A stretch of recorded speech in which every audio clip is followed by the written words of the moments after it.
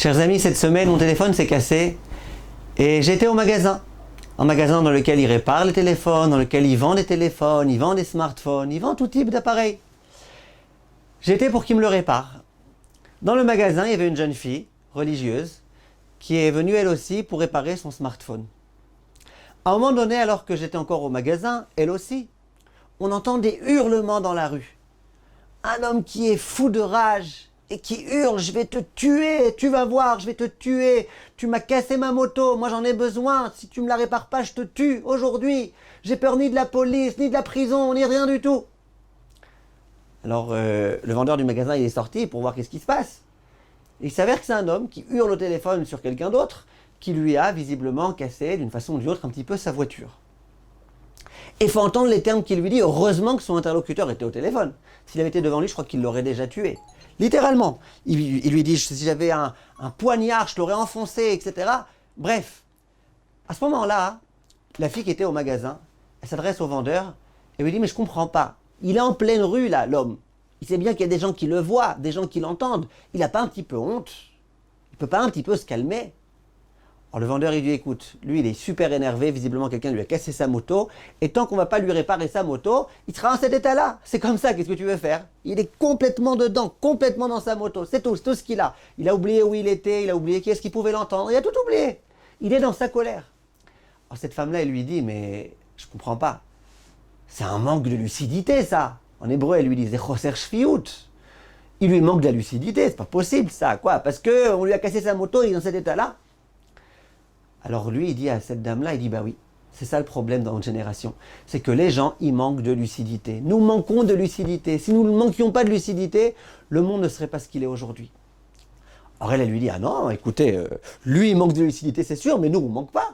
Moi, par exemple, je ne suis jamais mis dans ces états-là, je ne suis jamais mis à hurler en pleine rue. Non, moi, je ne manque pas de lucidité.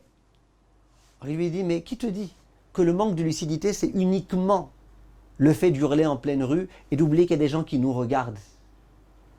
Et là, il la regarde et lui dit, dis-moi, tu ne penses pas par hasard que le fait que tu aies un smartphone, c'est en soi un manque de lucidité? Elle le regarde comme ça. Et lui dit, oui, tu as raison. Parce que pour une fille religieuse en Israël, où il y a des téléphones cachers, en Israël où la plupart des gens religieux, ils ont un téléphone cacher, en tous les cas, ils n'ont pas de smartphone. Avoir un smartphone, et même pas en Israël. Je sais qu'aujourd'hui, on a tous besoin de ça, sans ça, on ne peut rien faire, etc. Mais ce n'est pas un manque de lucidité. Notre génération, elle n'est pas en manque de lucidité, d'avoir besoin de tout type de choses qui nous dérangent continuellement, à chaque instant. Ce n'est pas un manque de lucidité. Et là, il lui dit, cet homme-là, il dit, tu vois bien, toi aussi tu manques de lucidité. Alors quoi? Toi tu le juges à lui. Au lieu de le juger lui, juge-toi toi-même. Si chacun arrêtait de regarder les autres, si chacun essayait de se mettre à la place de l'autre, eh bien peut-être que la chose elle serait différente. C'est ce qui est écrit Moraï Verabota dans notre paracha. Shoftim veshotrim titen lecha bechol she'arecha. Tu placeras des juges, tu placeras des policiers dans toutes tes villes. Vous avez remarqué un mot intéressant? Titen lecha. Tu te placeras à toi. Viens Chachamim et dit, c'est quoi tu te placeras à toi? Ça veut dire que si tu veux juger quelqu'un, tu dois te juger toi-même. Si tu veux forcer des gens à faire des choses, force-toi toi-même à faire des choses. Tu veux avoir des juges, tu veux avoir des policiers, mets-les sur toi-même. Arrête de juger les autres, arrête de penser qu'on t'a placé juge pour juger les autres. Tu veux juger quelqu'un, juge-toi toi-même, c'est la première urgence, c'est le premier impératif. Titen lecha, ne juge pas les autres.